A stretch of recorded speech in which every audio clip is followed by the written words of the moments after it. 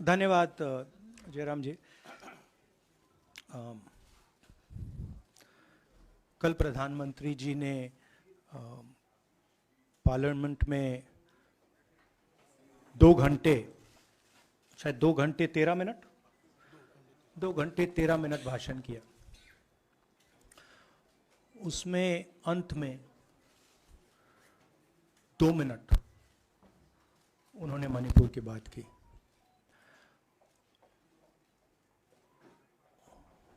मणिपुर में महीनों से आग लगी हुई है,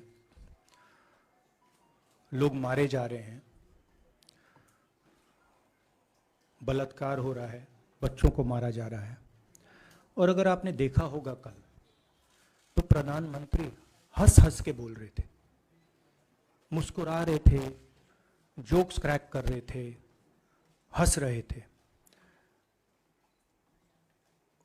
ये उनको शोभा नहीं देता है। हिंदुस्तान का प्रधानमंत्री, अगर इस देश में हिंसा हो रही है, दर्द हो रहा है, हिंदुस्तान के प्रधानमंत्री को 2 घंटे मजाक नहीं उड़ाना चाहिए। विषय कांग्रेस नहीं था, विषय मैं नहीं था, विषय मणिपुर है। मणिपुर में क्या हो रहा है और उसको एकदम क्यों नहीं रोका जा रहा है, ये विषय है। मैं आपको अपना एक्सपीरियंस देता हूं, जो मैंने शायद अभी तक बोला नहीं, शायद पहले बोल देना था। मैं अब तकरीबन 19 साल से राजनीति में हूं और मैं हर स्टेट में गया हूं। बाढ़ आए, तूफान आए, सुनामी आई थी, हिंसा होती है, हम जाते हैं। 19 साल के एक्सपीरियंस में जो मैंने मणिपुर में देखा और सुना, वो मैंने कभी पहले नहीं सुना था। मैंने पार्लियामेंट में बोला कि प्रधानमंत्री जी ने, अमित शाह जी ने भारत माता की हत्या की है, मणिपुर में भारत को खत्म कर दिया है। मैंने ऐसे नहीं बोला था, ये खोखले शब्द नहीं है। मैं आपको समझाता हूं मैंने ये बात बोली क्यों। जब हम मणिपुर पहुंचे, हम लैंड किए, हमें मणिपुर में दौरा करना था। जब हम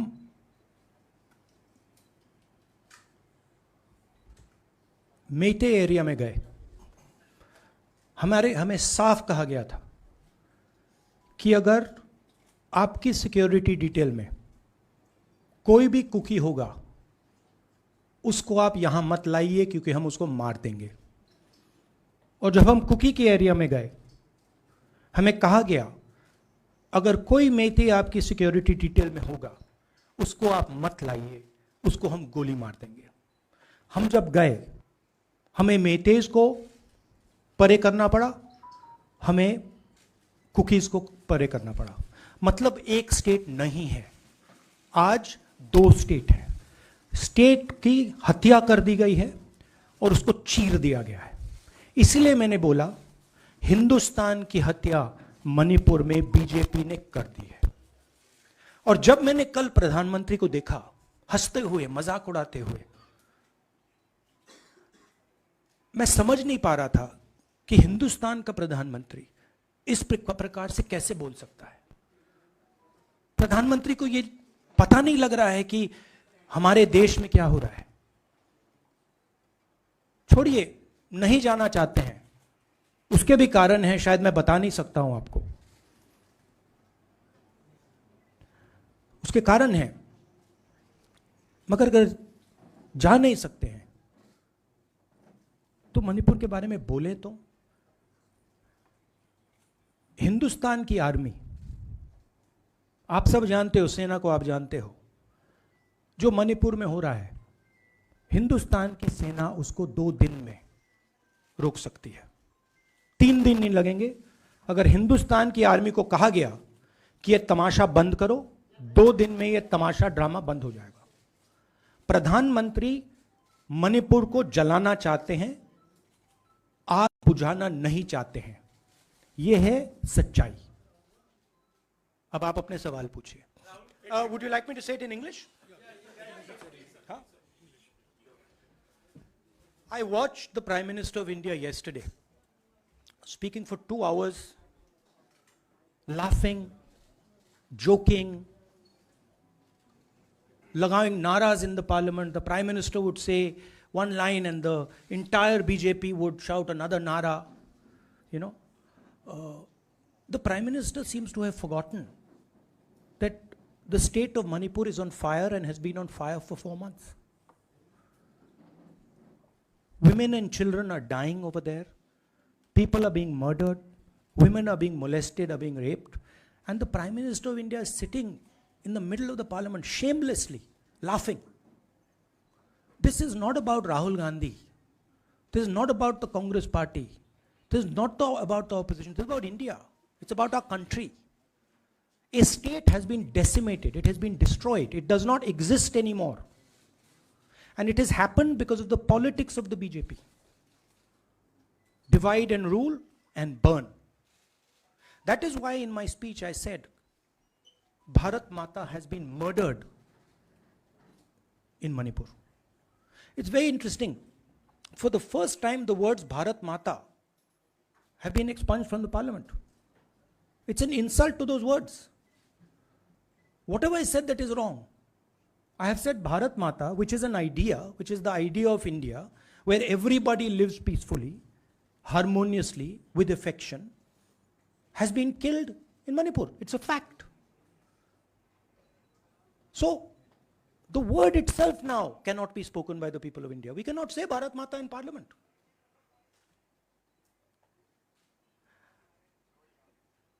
I want to tell you about my own personal experience of Manipur. I've spoken to you about, I spoke in parliament about the women I met, the pain I heard, but I want to tell you why I said India has been murdered in Manipur. And I said it because Manipur no longer exists as a state. A state requires control. A state requires authority. That is disappeared in Manipur. It does not exist. And I saw this with my own eyes. When we went to Manipur, when we went to the Meitei area, we were categorically told that please ensure, we want you to come, we love you, but please ensure that if there are any cookies in your security detail, they do not come into our area or we will shoot them. When I went into the cookie area, we were told the same thing. We love you, we want you to come. But please make sure, if there are any Meiteis in your security detail, we will shoot them. Do not bring them here. Before going to the Meitei area, we had to remove all cookies from our security detail. Before going to the cookie area, we had to remove all Meiteis from our security detail. When we went there, the security forces, central security forces, told us we have never seen anything like this. We were told it is completely outside our control. Okay? That is why I said Manipur has been murdered by the BJP and the idea of India has been murdered by the BJP in Manipur. I was not speaking metaphorically. I was speaking literally. Now, the Indian Army, it will take the Indian Army 2 days to put an end to the nonsense that is going on in Manipur. The Prime Minister refuses to stop the fire. He wants Manipur to burn. He allows Manipur to burn. Because if he did want it to stop, there are tools in the hands of the Indian government that can stop it immediately. I know. I have full faith in our army. I know. And every Indian citizen knows that if the Indian army is told, please put an end to this, it will stop immediately. There are reasons for the PM not being able to go to Manipur. I'm aware of those reasons. I don't want to say them publicly. But there are clear reasons as to why the Prime Minister is not going there. That is why we wanted the Prime Minister to speak in Parliament. That is why we wanted Manipur to be on the agenda in Parliament. And what did the Prime Minister do? He ridiculed the state. He ridiculed the women of the state. He laughed at the women of the state. That's the truth. Now please ask your questions. Sanjeev, mic dena yaar. Finally, I just want to say one thing again in English. See, the Prime Minister, when he becomes Prime Minister, he ceases to be a politician. He becomes the representative of the voice of this country. His the politics should be put aside. And the Prime Minister should speak not as a petty politician, as the leader of a political party, but the Prime Minister should speak with the weight of the Indian people behind him. And it's tragic to watch Mr. Narendra Modi. It's sad, because the Prime Minister does not understand what he actually is. He is our representative. He's my representative. He's all our representative. And watching the Prime Minister spend 2 hours talking about the Congress, talking about the opposition, making ridiculous remarks about the name, this really does not do justice to an Indian Prime Minister. I've seen Prime Ministers from the Congress party, I've seen Prime Ministers from the BJP, I've seen Mr. Vajpayee, I've seen Mr. Dev Gowda. None of them have ever done this. There's a complete misunderstanding in the mind of Narendra Modi ji about what the Prime Minister of India is. Rahul ji, you wanted the Prime Minister to speak in Parliament, and now that he's spoken, and you've said that he wants Manipur to continue to burn. So what is the Congress Party's next step to retrieve Manipur and save it? The only conclusion I can draw, because the Prime Minister has tools in his hand that can stamp out the fire in Manipur certainly within 3 or 4 days. But for some reason, he's refusing to use those tools. Right? The Prime Minister could at least go to Manipur, talk to the communities, and say, I'm your Prime Minister. Let's start talking. It will be taken seriously. So I don't see any intention. Rahul ji, कल ये भी प्रधानमंत्री ने अपने भाषण में कहा कि 2018 में ये लेके आए थे, 2023 में विश्वास प्रस्ताव लेके आए और 2023 में भी लाएंगे. तो एक तरीके से उन्होंने साफ तौर पर ये कह दिया कि मैं तो हमारी सरकार अगली बार भी बन रही है. एक पॉलिटिकल बात भी उन्होंने कही. तो आप उनके पूरे भाषण को आप ये कह रहे हैं कि पॉलिटिकल भाषण ज़्यादा था, मणिपुर पे बात बहुत कम थी. तो इसको कैसे देखते हैं? नहीं, भाषण हिंदुस्तान के बारे में नहीं था, भाषण नरेंद्र मोदी जी के बारे में था. वो अपनी राय, अपनी राजनीति, अपने एम्बिशंस वो आपको दे रहे थे. सवाल ये नहीं है कि नरेंद्र मोदी जी 24 में प्रधानमंत्री बनेंगे या नहीं. सवाल ये है कि मणिपुर जल रहा है, महिलाओं का बलात्कार हो रहा है, लोग मारे जा रहे हैं. सवाल ये है, अगर ये प्रधानमंत्री कहना चाहते हैं तो ये पब्लिक मीटिंग में कहें. मजाक बनाना चाहते हैं तो जब मणिपुर नहीं चल रहा है तो करें. बट प्रधानमंत्री को ये समझ आनी चाहिए, बात समझ आनी चाहिए कि पार्लियामेंट में जो चर्चा हो रही थी वो उनके बारे में नहीं थी, वो मणिपुर के बारे में थी. सर नमस्कार. कल प्रधानमंत्री ने बार-बार कांग्रेस का नाम लिया और ये आरोप लगाया कि नॉर्थ ईस्ट और मणिपुर की सारी समस्याओं के लिए कांग्रेस जिम्मेदार है. आप क्या जवाब देंगे? नहीं, अभी मैंने बोला ना, वही तो जवाब है. मुझे प्रधानमंत्री को जवाब देने की जरूरत नहीं है. मैं सिर्फ ये कह रहा हूं कि एक स्टेट की हत्या की गई है, भारत माता की हत्या कर दी गई है मणिपुर में. भारत माता की हत्या मणिपुर में कर दी गई और प्रधानमंत्री लोकसभा में मजाक उड़ा रहे हैं, हंस रहे हैं, नारे लगवा रहे हैं. मुझे क्या जवाब देने की जरूरत है?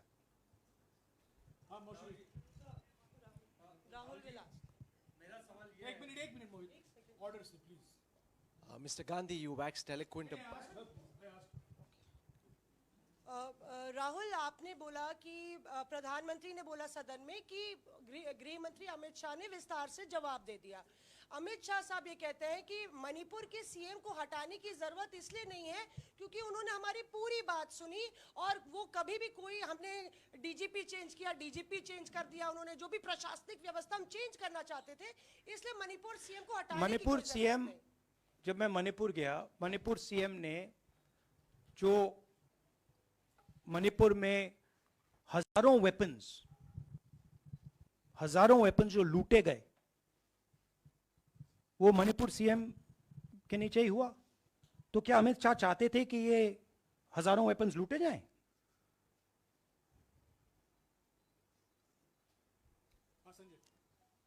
राहुल जी, जो हिंसा चल रही है, क्या अमित शाह चाहते हैं कि हिंसा चलती जाए? चीफ मिनिस्टर उसको रोक नहीं पा रहा है। अमित शाह जी कह रहे हैं कि भैया वो हमारी बात मान रहा है, तो क्या आप चाहते हैं कि मणिपुर चलता जाए? राहुल जी, एक संसद में एक नया ट्रेंड दिखाई दे रहा है कि कई सेशन से अपोजिशन के एमपीज या तो सस्पेंड हो रहे हैं या डिस्क्वालीफाई हो रहे हैं, या एक सेशन से ज़्यादा ये अपोजिशन के एमपीज का जो प्रिविलेज मोशन या प्रिविलेज रूल्स के तहत जो डिस्क्वालिफिकेशन हो रहा है या सस्पेंशन हो रहा है, इसका जो ट्रेंड बढ़ रहा है, इसको आप लोग कैसे एड्रेस करेंगे? आप देखिए, एमपीज को निकालें, वापस डालें, हमारा काम बदलता नहीं है। हमारा लक्ष्य जो मणिपुर में हो रहा है उसको रुकवाने का है। जो भी औजार हमारे हाथों में है, उस हिंसा को रुकवाने के लिए उनका हम प्रयोग कर रहे हैं और करेंगे।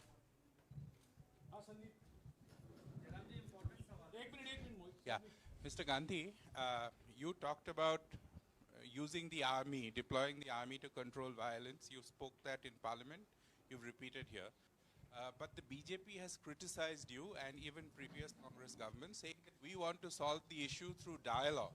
And they've criticized that in the 60s, in 64, the Mizo National Famine Front was bombed by the Indian Army, by the Indian Air Force. So they said that, you know, they do not believe I in... have never heard in my entire career, I have never been told anywhere I have been in India that if you take this person as a security officer with you, we will put a bullet in his head. I have never heard it. And I heard it twice in Manipur. That means there is no dialogue in Manipur. There is pure violence taking place in Manipur. The first step is to stop the violence, put an end to it. I point out the army, but what I mean is that the Prime Minister has multiple instruments in his hands. He's not using them.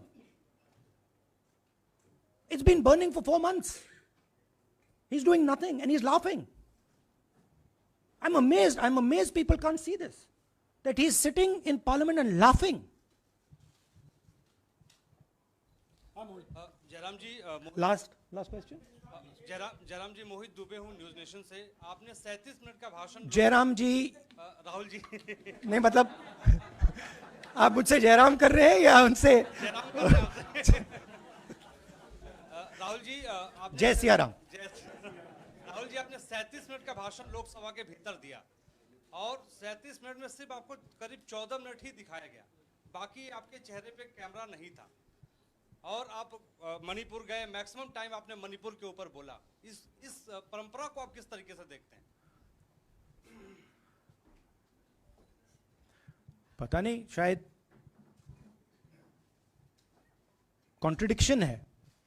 शायद PM मेरा चेहरा TV पे नहीं देखना चाहते, मगर फिर PM मेरी वीडियो के बारे में बात करते हैं, तो पता नहीं क्या है, बट मुझे लगता है शायद उनको मेरा चेहरा टीवी पे देखना अच्छा नहीं लगता।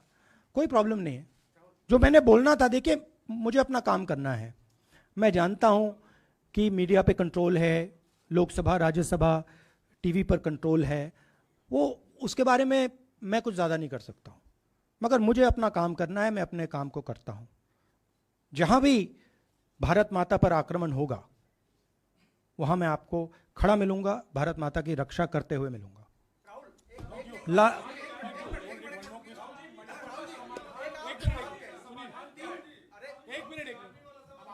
हाँ, Okay, last question, brother. So the Supreme Court has already said what it has in terms of a constitutional breakdown, as well as now, you know, you are asking for the army. Do you believe that Article 356 is the only way out? Or I'm not asking for anything. Please don't misunderstand. It is not my place to decide which tool the Prime Minister can use, which instrument he should use. I am pointing out that there are multiple instruments that the Prime Minister has at his disposal, and he is not using a single one. I'm pointing out that Manipur has been burning now for 4 months, and the Prime Minister is in a very good mood. He's sitting in Parliament, he's laughing, he's joking, his entire cabinet is in giggles. This to me seems completely insane. This has got to stop. India is burning in Manipur. The idea of India has been destroyed in Manipur. Let's rebuild it quickly. Thank you.